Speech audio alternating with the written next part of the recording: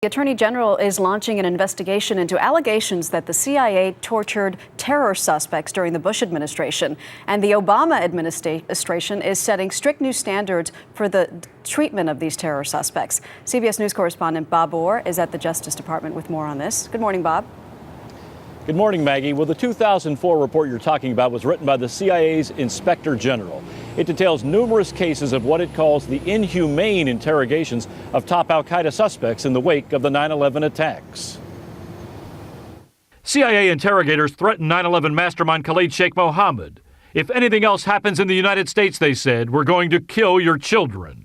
A CIA contractor beat a prisoner with a heavy flashlight, and that prisoner died in custody. And the report says suspected USS Cole bomber Abed al-Nashiri was harassed with a power drill. His interrogator revved the drill while the detainee stood naked and hooded. We're not talking about incidents that are sort of in a gray area. These are incidents that are clearly torture. The once classified documents say prisoners were taunted with mock executions, but they also support in part former Vice President Dick Cheney's claim that harsh tactics did help the U.S. capture terror suspects and thwart potential plots. There was information garnered from individuals who were subjected to enhanced interrogation techniques that proved valuable. Now, President Obama has long said he has no interest at all in prosecuting the Bush administration officials who crafted the detention policies.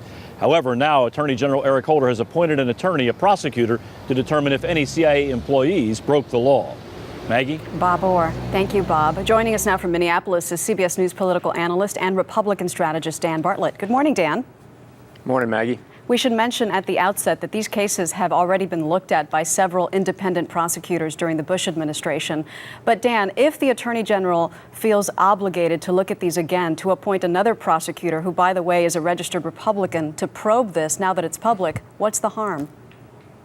Well, I think you'll find the comments from the CIA Director, Leon Panetta, is one that will resonate, Maggie, with many in the CIA, and that is a criminal prosecution 5 years after the fact will have a chilling effect on those agents out in the field today trying to protect us from threats that are very real to our country and to the American people. So this look back over many, many years, despite the fact, just as you said, that all these reports, and these reports have leaked over the course of many years, have been looked at, have been referred to the Justice Department, that this really causes a political firestorm, something that this administration really doesn't want to deal with right now, when in fact these agents out in the field across the world trying to protect the country are now going to find themselves feeling like they're getting the rug pulled out from underneath them.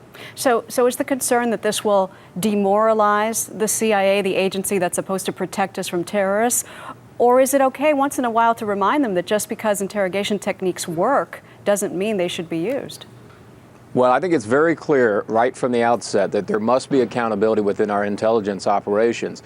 But there was a process that was followed to do just that. There was an internal investigation, which was done in 2004. There were itemized actions that were taken, and there was referrals to prosecutors over to the Justice Department. The fact that this Attorney General in 2009 decides to go public with not only the report, but also with the appointment of a special prosecutor, I think is the type of actions that only raises doubts in the minds of the very agents we're asking to protect us. They will find that this is a very slippery slope, and they have tried to announce that this was going to be a very narrow investigation. But you put a very high-class, thoroughbred prosecutor like they have in charge of an investigation like this, the pressure mounts for them to widen the scope, to go up the chain of command. And those are the types of things that not only cause political problems for this administration, but it causes real problems for the intelligence agencies who are taking risks on a daily basis to protect the American people. All right, we shall see. Dan Bartlett, thank you, Dan.